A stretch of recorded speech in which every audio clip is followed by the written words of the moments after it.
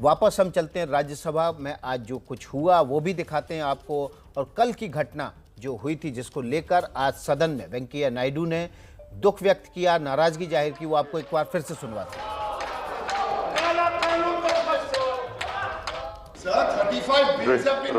Right at the start of the proceedings of the House yesterday, I have cautioned them not to take up the listed discussion on farm sector. And then, what is worrisome, some members of the House have fought the sad moments. I don't want to run the House like this. I am adjourning the House to meet at 12 p.m.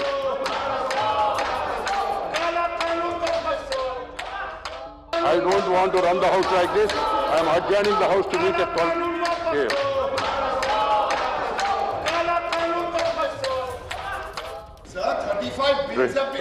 Right at the start of the proceedings of the House yesterday, I have cautioned them not to take up the listed discussion on farm sector. And then, what is worrisome, some members of the House have fought the sad moments. I don't want to run the House like this. I am adjourning the House to meet at 12 p.m.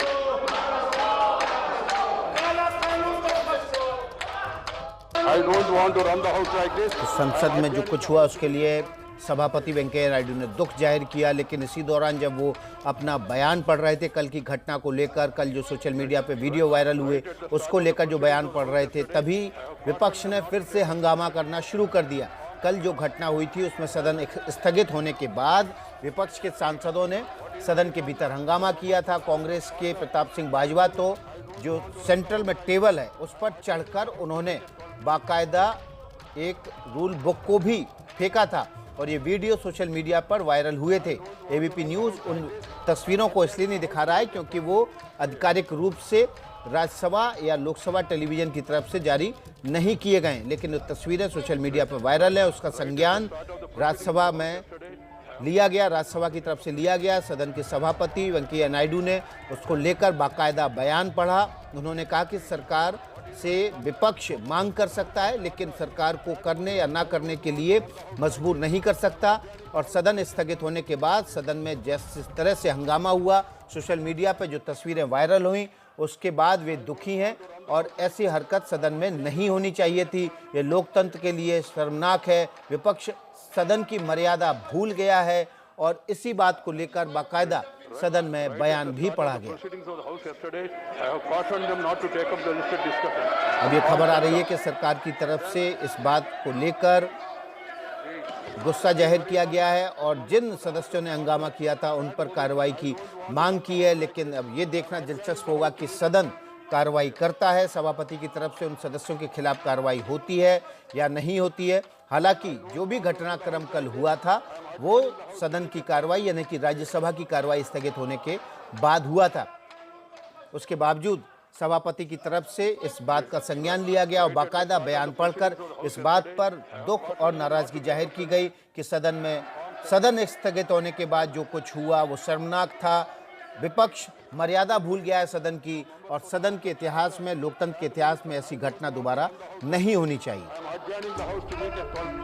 और ये बयान पढ़ते के दौरान ही एक बार विपक्ष ने फिर से हंगामा शुरू कर दिया। वेल में आ गए, ताली बजाकर वहाँ पर नारेबाजी करने लगे और इसके बाद राज्यसभा की कार्रवाई सभापति वेंकैया नायडू की तरफ से फिर से स्थगित कर दी गई।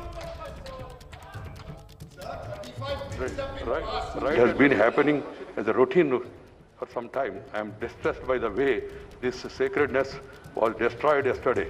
When some members sat on the table, some others climbed on the table of the House, perhaps to be more visible with such acts of sacrilege.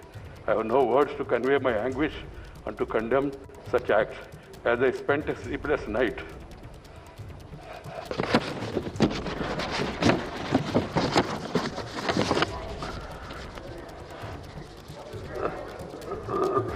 last night, I struggled to find out the provocation or reason for forcing this August House to hit such a low yesterday. A discussion on agriculture problems and solutions was listed. There can be difference of opinion and there can be a specific demand from anybody. They could have discussed it in the House, protested and voted against this thing. And you have got every right, members have got every right to demand for it withdrawal also. But it is for the government to act. You can't force the government to do this or not to do this. सदन में फिर से एक बार विपक्ष ने हंगामा किया। हालांकि राज्यसभा के सभापति की ओर से इस पर दुख जाहिर किया गया। वेंकैया नायडू सभापति राज्यसभा के, उन्होंने एक बयान पढ़ा और बयान पढ़ते हुए भावुक हो गए। सदन में सरकार को मजबूर नहीं किया जा सकता, विपक्ष सरकार को मजबूर नहीं कर सकता। उनकी तरफ से पढ़े गए बयान में यह भी कहा गया, राज्यसभा में जो कुछ हुआ वो लोकतंत्र के लिए शर्मनाक है। भावुक होते हुए वेंकैया नायडू ने आगे कहा, संसद की गरिमा का अपमान ठीक नहीं है।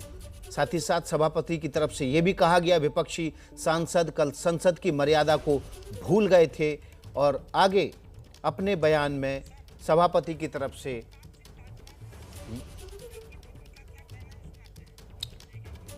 अपने बयान में इस बात की और बार बार इशारा किया कि लोकतंत्र के मंदिर में इस तरह की शर्मनाक घटना विपक्ष की तरफ से बिल्कुल नहीं होनी चाहिए। लेकिन कल जब सदन स्थगित होने के बाद टेबल पर चढ़कर प्रताप सिंह बाजवा ने वहां पर रूल बुक फेंकी, उसके बाद उन्होंने हमसे बात करते हुए, एबीपी न्यूज से बात करते हुए क्या कहा वो सुनवाते हैं आप। जो कुछ भी हुआ है हमें इसका कोई खेद नहीं है। हम किसानों के बेटे हैं।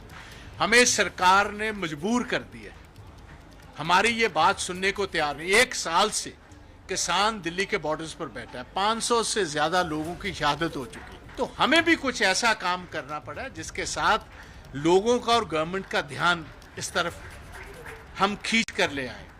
जहां तक आपने बात कही है सजा देने की, हमें गोली भी मार दे, हम फांसी के लिए भी तैयार हैं। हम किसानों के बेटे, और पंजाब विशेष तौर और हरियाणा विशेष तौर शुरू से इनका ऐतिहासिक कुर्बानियों भरा रहा है।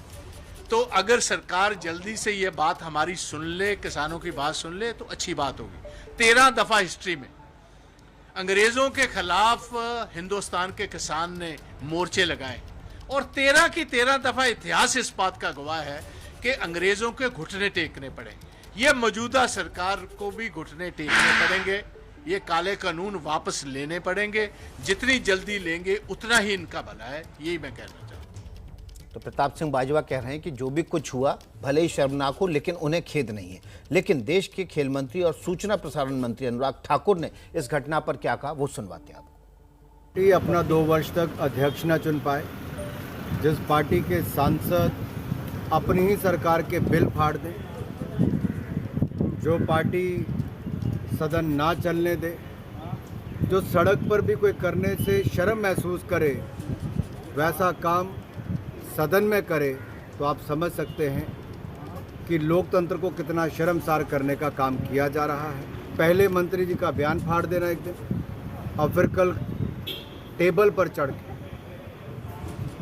पीठ के ऊपर, यानी कि राज्यसभा के अध्यक्ष की चेयर के ऊपर वो फाइल फेंक देना अपने आप में शर्मसार करने वाला।